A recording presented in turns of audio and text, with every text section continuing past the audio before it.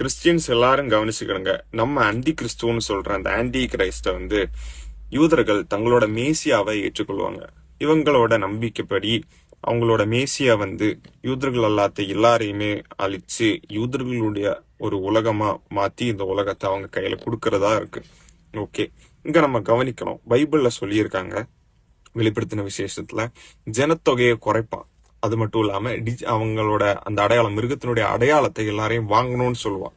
இது வாங்காதவங்களால விற்கவும் முடியாது, இந்த எக்கானமி சிஸ்டத்தை யூஸ் பண்ண முடியாது. இப்போ நமக்கு பாசிபிள், நம்ம நிறைய இடத்துல ஆரம்பிக்கவும் செஞ்சாச்சு. டிஜிட்டல் டிரான்சாக்ஷன், கைக்குள்ளே ஒரு சிப்பை இன்சர்ட் பண்ணி வச்சிருவாங்க. இதை வச்சுதான் கேஷ் டிரான்சாக்ஷன் பண்ண முடியும். டிஜிட்டலைஸ்டான ஒரு எக்கானமி சிஸ்டம்.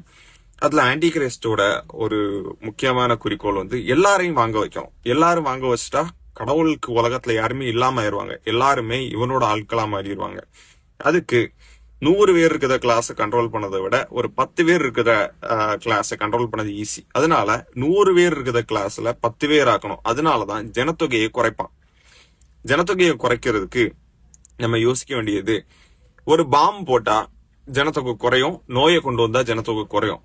அதே அந்த பாம்பு போடுற இடம் கிரௌடடா இருந்தா, ஆட்கள் நிறைய இருந்தா நிறைய பேர் இறந்து போவாங்க, இன்னும் நிறைய ஜனத்தொகை குறையும். சோ இந்தியால ஜனத்தொகை அதிகமா இருக்கு.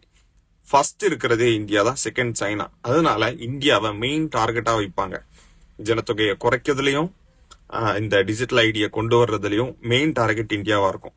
மோடி இஸ்ரேல் கூட ரொம்ப நெருங்கி பழகுறாங்க. சோ கண்டிப்பா இஸ்ரேல் இதை கொண்டு வரும்போது, அந்தி கிறிஸ்து இஸ்ரேல் இதை கொண்டு வரும்போது இந்தியாவை டார்கெட் பண்ணுவாங்க. மெயின் டார்கெட்டா இந்தியாவை பண்ணுவாங்க. இதுல இருந்து நமக்கு தெரிஞ்சுக்கலாம், எல்லாமே அந்த வருகைக்கு அந்த எல்லாத்தோடைய முடிவு மாதிரி நடந்துகிட்டு இருக்கு. சொன்னது எல்லாமே நடந்துகிட்டு இருக்கு. இன்னும் ரொம்ப காலம் இல்ல, இன்னும் காலம் செல்லாது.